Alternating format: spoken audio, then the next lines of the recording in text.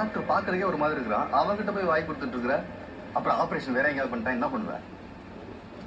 டேய் கொஞ்ச நேரம் சும்மா இருடா.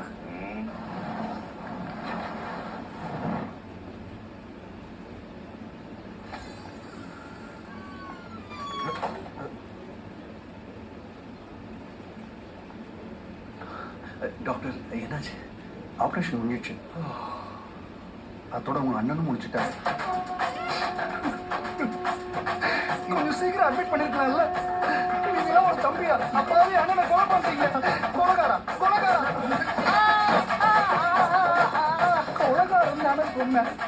இப்ப நானும் டாக்டர் அவர் கடமை ஏதாவது செஞ்சாரு.